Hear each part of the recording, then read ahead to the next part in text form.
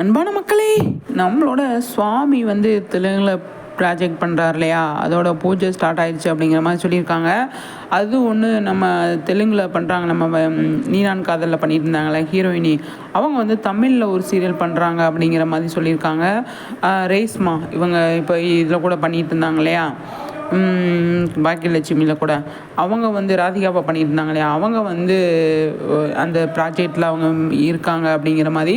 இப்போ நம்மளோட நீனான் காதலில் ஹீரோயினியாக பண்ணிகிட்டு இருக்காங்களே, இப்போ விஜய்க்கு பேராக வந்து தெலுங்கு சீரியலில் பண்ணுறாங்க இல்லையா, அவங்க வந்து தமிழில் ஒரு சீரியல் ஜி தமிழில் வந்து பண்ணுறாங்க அப்படின்ற மாதிரி சொல்லியிருக்காங்க. அதோட பூஜை தான் இது அப்படிங்கிற மாதிரி சொல்லியிருக்காங்க.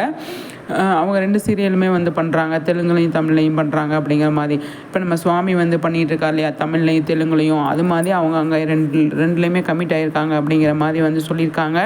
சூப்பரான விஷயம். அவங்க தான் வந்து போஸ்ட் பண்ணியிருந்தாங்க, ஒரே பிஸி அப்படின்ற மாதிரி வந்து போஸ்ட் பண்ணியிருந்தாங்க.